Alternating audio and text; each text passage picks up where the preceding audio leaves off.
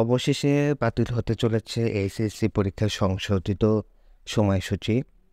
তোমরা সবাই জানো তোমাদের একটা রুটিন দেওয়া হয়েছে যেখানে বলা হয়েছে 11ই আগস্ট থেকে তোমাদের এইচএসসি পরীক্ষা হবে। কিন্তু তোমরা অনেক শিক্ষার্থীরা এই পরীক্ষায় বসতে চাচ্ছ না। নিজেদের সহপাঠীদের জন্য যারা আহত বা হাসপাতালে এখনও রয়েছে তাদের দিকটা বিবেচনায় রেখে তোমরা বসতে চাচ্ছ না। তার জন্য তোমরা অনেক আন্দোলন করছো এবং এর হিসেবে বোর্ড থেকে নির্দেশনা আসতে পারে যে তোমাদের এই রুটিনটা বাতিল করা হবে, এরকম সম্ভাবনা দেখা যাচ্ছে।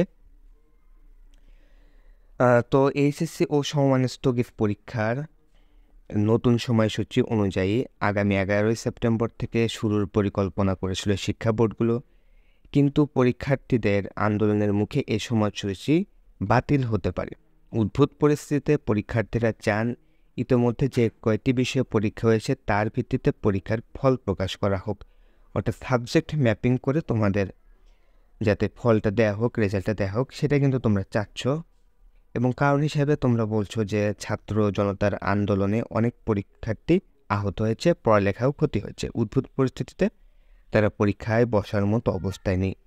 এসব কারণে কিন্তু তোমরা আন্দোলন করছো এবং যার ভিত্তিতে হয়তো আজকে তোমাদের দাবিটা পূরণও হতে পারে, তোমাদের এই রুটিনটা বাতিলও হতে পারে।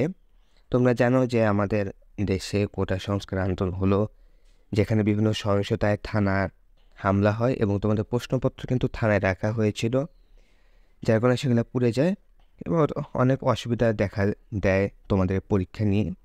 এবং সর্বশেষ হিসেবে তোমাদের পরীক্ষাটা 11ই আগস্ট নেওয়ার কথা হয়, কিন্তু যেহেতু অনেকেই আহত হয়েছে বা পরীক্ষায় বসার মন মানসিকতা নেই, তাদের আন্দোলনের ভিত্তিতে তোমরা বোর্ড কিন্তু একটা সিদ্ধান্ত দিবে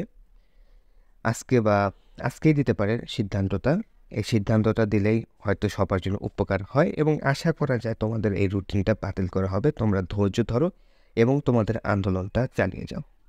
আশা করি তোমাদেরকে আমি বুঝাতে পেরেছি এবং ভিডিওটা ভালো লাগলে একটা লাইক দিতে পারো, কোনো কিছু জানা থাকলে কমেন্ট করতে পারো এবং পরবর্তী আপডেটের জন্য আমার এই ইউটিউব চ্যানেলটা অবশ্যই সাবস্ক্রাইব করে রাখবে।